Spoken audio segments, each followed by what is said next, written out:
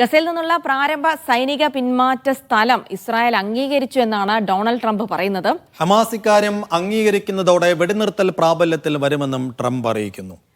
പദ്ധതി നടപ്പാക്കുന്നതിന്റെ പ്രാരംഭ ചർച്ചയ്ക്ക് നാളെ ഈജിപ്ത് വേദിയാകാനിരിക്കുകയാണ്. എന്തായാലും ഹമാസിന്റെ നിരായുധീകരണം ട്രംപ് പദ്ധതി മുഖേനയോ അതല്ലെങ്കിൽ സൈനികമായോ നടപ്പാക്കുമെന്നാണ് നെതന്യാഹു പറയുന്നത്. അതേസമയം ഇസ്രായേൽ ആക്രമണത്തിൽ ഇന്നലെയും 61 ഫലസ്തീനികൾ കൊല്ലപ്പെട്ടു. MC.A. നാസർ ഏറ്റവും പുതിയ വിവരങ്ങൾ നൽകാൻ ദുബായിൽ നിന്ന് ചേരുന്നു. MC.A.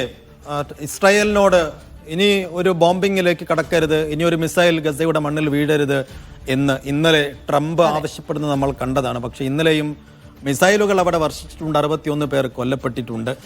അപ്പോൾ ഇത് പൂർണ്ണമായും പ്രായോഗിക തലത്തിൽ ഈ വെടിനിർത്തൽ കരാർ പ്രായോഗിക തലത്തിൽ വരണമെങ്കിൽ ഇനിയും എത്ര സമയമെടുക്കും? അപ്പം നാളെ അതിന്റെ പ്രാരംഭഘട്ട ചർച്ചകൾ നടക്കുമ്പോൾ എന്തെല്ലാം കാര്യങ്ങൾക്കാണ് ഊന്നൽ ഈജിപ്തിൽ ഉണ്ടാവുക? സൈഫുദ്ദീൻ, നാളെ ഈജിപ്തിന്റെ പിന്നെ സുഖവാസ കേന്ദ്രം കൂടിയായിട്ടുള്ള ഷർമു ഷെയ്ഖിലാണ് ഇപ്പോൾ ഏറ്റവും പ്രധാനപ്പെട്ട ഒരു ടെക്നിക്കൽ സംഭാഷണം എന്നൊക്കെ പറയാൻ പറ്റും. സാങ്കേതികമായിട്ടുള്ള കാര്യങ്ങളായിരിക്കും ഇതിൽ പ്രധാനമായിട്ടും ചർച്ച ചെയ്യുക. കാരണം ബന്ദികളെ കൈമാറാൻ ഇപ്പോൾ ഹമാസ് സന്നദ്ധത അറിയിച്ചിരിക്കുന്നു. അപ്പോൾ ഇത് പ്രായോഗികമായിട്ട് എങ്ങനെ നടപ്പാക്കാൻ സാധിക്കും? അതായത് അതിന് ഏറ്റവും അനുകൂലമായിട്ട് വേണ്ടത് ആക്രമണം അവസാനിപ്പിക്കേണ്ടതുണ്ട്. അതോടൊപ്പം തന്നെ ഈ സൈനിക പിന്മാറ്റവും ഗസ സിറ്റി ഉൾപ്പെടെയുള്ള സ്ഥലങ്ങളിൽ നിന്ന് സൈന്യം പിന്മാറിയെങ്കിൽ മാത്രമേ അവിടെ ഒളിപ്പിച്ചിരിക്കുന്ന ഈ ബന്ദികളെ വളരെ സുരക്ഷിതമായിട്ട് കൈമാറാൻ സാധിക്കൂ. ഈ രണ്ട് കാര്യങ്ങളും ഇപ്പോൾ അമേരിക്കൻ പ്രസിഡന്റ് ട്രംപ് അംഗീകരിച്ചിട്ടുണ്ട്. അത് മാത്രമല്ല, ഇസ്രായേലിനോട് നിർണിതമായിട്ടുള്ളൊരു സ്ഥലം ട്രംപും അതോടൊപ്പം തന്നെ അദ്ദേഹത്തിന്റെ ഭരണകൂടത്തിൽ ചിലരും നിർദ്ദേശിച്ചു. അത് ഇസ്രായേലും അംഗീകരിച്ചു എന്നാണ് ട്രംപ് ഇപ്പോൾ ഏറ്റവും അവസാനം സമൂഹ മാധ്യമത്തിലൂടെ ലോകത്തെ അറിയിച്ചിരിക്കുന്നത്. ഇനി വേണ്ടത് ഈ ഷർമു ഷെയ്ഖിൽ തിങ്കളാഴ്ച നടക്കുന്ന യോഗത്തിൽ ഹമാസും കൂടി ഇത് അംഗീകരിക്കണം. ഇത് മാത്രം ഇത് ഇപ്പോൾ നിർണയിച്ച ആ ഒരു സ്ഥലം കൊണ്ട് അവർ തൃപ്തിപ്പെടുമോ എന്നത്. അങ്ങനെ വരികയാണെങ്കിൽ സമ്പൂർണ്ണമായിട്ടുള്ള ഒരു വെടിനിർത്തലിലേക്ക് താൽക്കാലികമായിട്ടെങ്കിലും അത് നീങ്ങും. അതിന്റെ അടിസ്ഥാനത്തിൽ ജീവനോടെയുള്ള 20 ബന്ദികളെയും അതോടൊപ്പം തന്നെ 28 ബന്ദികളുടെ മൃതദേഹങ്ങളും ഹമാസ് കൈമാറും. ഇതിന് ആനുപാതികമായിക്കൊണ്ട് 250 ജീവപര്യന്തം തടവുകാരെയും 1700 ഫലസ്തീൻ സാധാരണ തടവുകാരെയും ഇസ്രായേലും വിട്ടയക്കും.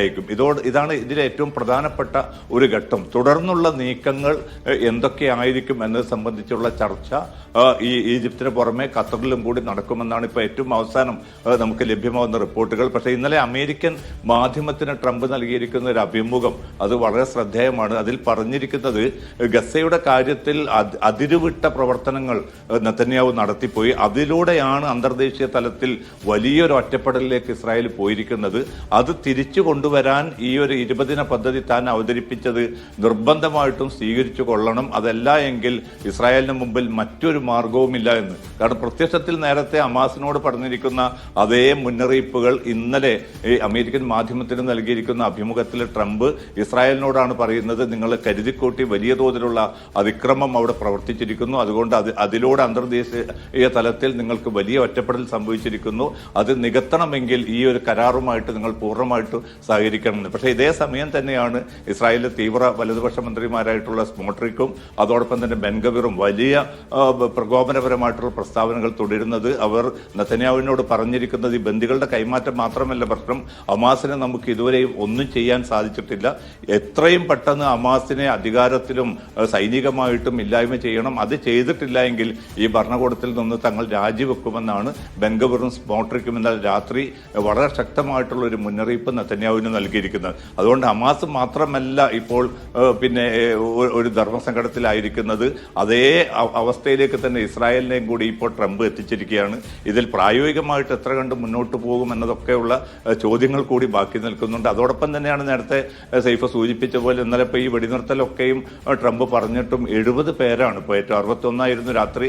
ഇന്ന് വെളുപ്പിന് അത് വരുമ്പോൾ 70 പേർ കൊല്ലപ്പെട്ടു എന്ന ഒരു വിവരമാണ്. ഇന്നലെ ഒറ്റ ദിവസം കൊണ്ടാണ് ഇത്രയും വലിയ കുരുതി നടന്നിരിക്കുന്നത്. അപ്പോൾ ഇസ്രായേലിനെ എത്ര കണ്ട് ഇതിൽ വിശ്വസിക്കാൻ സാധിക്കും? ഇപ്പോൾ ട്രംപൊക്കെ പറഞ്ഞാൽ പോലും പ്രായോഗികമായിട്ട് ഈ ഒരു കരാറ് നടപ്പാക്കാൻ ഹമാസ് സന്നദ്ധത അറിയിച്ചിട്ട് പോലും ഇത്രയും വലിയ കുരുതിയാണ് തുടരുന്നതെങ്കിൽ ഈ ബന്ദികളുടെ കൈമാറ്റം നടക്കുന്നതോടുകൂടി ഹമാസിന്റെ കയ്യിലുള്ള ഏക തുരുപ്പ് ചൂട്ടും നഷ്ടപ്പെടും.